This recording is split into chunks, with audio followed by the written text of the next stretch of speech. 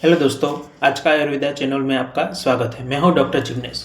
आज हम बात करेंगे पंचकर्म के बारे में कि पंचकर्म क्या होता है, पंचकर्म क्यों कराया जाता है, पंचकर्म से क्या क्या बेनिफिट्स होते हैं। ठीक है, पंचकर्म के बारे में बात करने से पहले आज एक छोटी सी चीज़ हम सबको पता है, हम सब समझते हैं। एक तरफ आपने कोई अच्छे से फ्रूट रखे और उसमें कोई ख़राब फ्रूट हो गए हैं जो बिगड़ गए, उसमें हम अच्छे फ्रूट में हम उसे रख देंगे तो वो क्या करेगा, जो ख़राब फ्रूट है वो अच्छे फ्रूट को बिगाड़ देगा।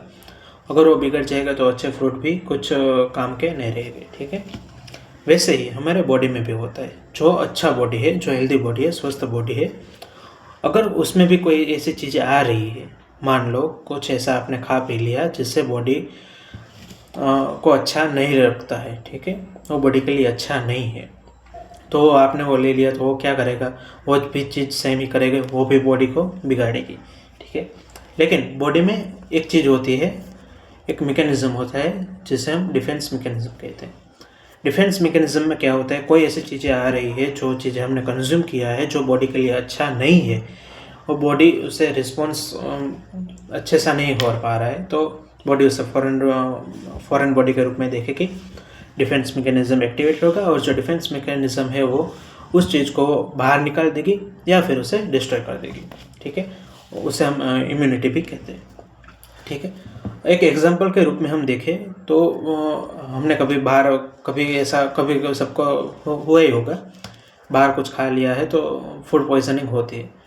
तो उससे क्या होता है, जो स्टमक है हमें, जो पेट में वो इरिटेशन आ रहा है। ठीक है, हमारे बॉडी को वो एडेप्ट नहीं हो रहा है, अच्छा नहीं लग रहा है, तो बॉडी क्या काम करेगा, वो चीज़ें उसे बाहर निकालने का काम करेगा। तो हमें क्या हो जाता है, हम उसे वॉमिट कर देते हैं या उसे उल्टी कर देते हैं, जैसे उसके बाद हमें क्या अच्छा लग रहा है। तो सेम ऐसा ही पंचकर्म में भी होता भी है। ठीक है, तो पंचकर्म में आयुर्वेदिक में सबको पता है, वात पित्त और कफ जो तीनों दोष है, अगर ये तीनों दोष अगर उसका बैलेंस इनबैलेंस हो गया, ठीक है, वो उसका जो है वो बढ़ गया, कोई भी एक दोष बढ़ गया या फिर वो कम हो गया तो डिजीज़ होते हैं। ठीक है, रोग उत्पन्न होने की संभावना ज़्यादा बढ़ जाती है। तो पंचकर्म क्या करता है, जो बढ़ा हुआ दोष है उसको नज़दीक का जो रूट है उससे बाहर निकालने का काम करता है। ठीक है, पंचकर्म में आयुर्वेदिक में बताया गया पंचकर्म है वमन, विरेचन, बस्ती, नस्य, रक्त, मोक्ष। ठीक है, जो बॉडी को शोधन क्रिया जो से बोलते हैं, जो बॉडी को शोधन करते हैं, जो उसको क्लियर करते हैं। ठीक है, तो जो बढ़ गए हुए दोष है उसको निकालने का काम करता है। लेकिन वो सिर्फ ऐसा ही नहीं कि वो सिर्फ कैसे निकालता है, हम उसके बारे में बात करते हैं। कोई चीज़ ऐसी भी हो रही है, कोई ऐसा फॉरेन बॉडी आ रहा है, ठीक है, हमने वो चीज़ पहले से एडेप्ट कर रहे हैं, तो तब उसे वो चीज़ पता नहीं चल रही है। हम मान लो आयुर्वेदिक में बताए गए विरुद्ध आहार। ठीक है, विरुद्ध आहार ऐसी चीज़ होती है जो पहले से कहीं ले रहे होते तो बॉडी उस पर इतना रिएक्ट नहीं करती है, बॉडी उसे अडेप्ट कर लेती है। लेकिन अगर लॉन्ग टाइम पे विरुद्ध आहार लिया जा रहा है तो उसके कारण रोग हो सकते हैं। ठीक है, आगे जाके रोग हो सकते हैं। मोस्टली उसमें स्किन डिजीज़ होते हैं या लाइफस्टाइल का जो रोग होते हैं वो भी हो सकते हैं, हाइपरटेंशन हो सकता है, डायबिटीज़ भी हो सकता है, थायराइड जैसे रोग होते हैं जो लॉन्ग टाइम पे वो आते हैं। ठीक है, तो पंचकर्म में वो क्या करते हैं, जो बॉडी ने जो अडेप्ट कर लिया है दोष, ठीक है, वो बढ़ ही जा रहा है लेकिन बॉडी उस पर रिएक्ट नहीं कर रही है। लेकिन अगर जब वो डिसीज़ हो गया है, ठीक है, आपको पता चल गया कि ये चीज़ हो रहा है, तो आयुर्वेदिक डॉक्टर है उसको पता चल जाता है कि कौन सा दोष बढ़ गया है, तो वो दोष के अनुसार पंचकर्म करवाते हैं। ठीक है, अगर वात बढ़ गया तो बस्ती करवाते हैं, पित्त बढ़ गया तो विरेचन करवाते हैं, अगर कफ बढ़ गया तो वमन, ऐसा करवाते हैं। ठीक है, अगर कुछ रक्त में ऐसा कुछ पित्त बढ़ गया है या रक्त शुद्धि करवाना है या रक्त अशुद्ध हो गया है तो रक्त मोक्षण करवाते हैं, या कुछ ऐसे सिरो रोग में जैसे हो रहा है तो उसके शोधन के लिए नस्य करवाते हैं। ठीक है, तो पंचकर्म में वो शोधन क्रिया में क्या होता है, वो जो दोष है वो पूरे शरीर में फैल गए हैं, ठीक है, वो बाहर नहीं आ रहे हैं, वो चिपक गए हैं शरीर में साथ। तो पंचकर्म में वो चिपके हुए जो दोष है उसको वहीं से निकालते हैं और एक जगह पे उसे इकट्ठा करते हैं और उसके बाद जो नज़दीक का रूट होता है वहीं से उसे बाहर निकाल देते हैं। जैसे उसे ओरली निकाल रहे दोष जो है बाहर निकल रहे हैं तो उसे वमन कहते हैं। जो एनाल के रूट से वो बाहर निकल रहे हैं तो हम उसे विरेचन कहते हैं। ऐसे ही बस्ती में भी होता है। रक्त मोक्षण में जहाँ अगर रक्त की अशुद्धि बढ़ गई है, जो अशुद्ध रक्त है, जो इम्प्योर ब्लड है वो एक जगह पे बढ़ गया है, तो हम वहाँ से उसका जो इम्प्योर ब्लड है वो निकालते हैं, उसे रक्त मोक्षण कहते हैं।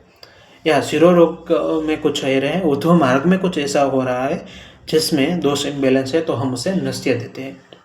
ठीक है, तो इसी तरह से पंचकर्म कराने के बाद जो दोष बढ़ गए हुए हैं, ठीक है, जो दूषित पूरे जो बॉडी है उसको भी बिगाड़ रहा है, तो वो पंचकर्म में वो दोष है उसे निकाल देते हैं।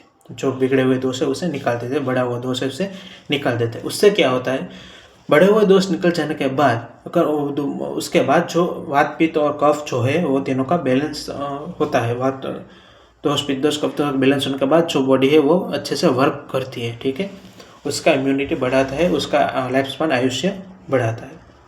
ठीक है, तो इसी तरह से पंचकर्म बॉडी में काम करता है। जैसे एलोपैथी में ऐसे फॉरेन बॉडी मैकेनिज्म जो है वो ऐसे बाहर निकाल देती है, तो पंचकर्म में भी ऐसा ही होता है। वो जो दोष बढ़ गए हैं अगर वो बाहर नहीं आ रहे हैं तो पंचकर्म में उसको ऐसी ट्रीटमेंट देते हैं कि वो जो दोष है उसको इरिटेशन आ जाए।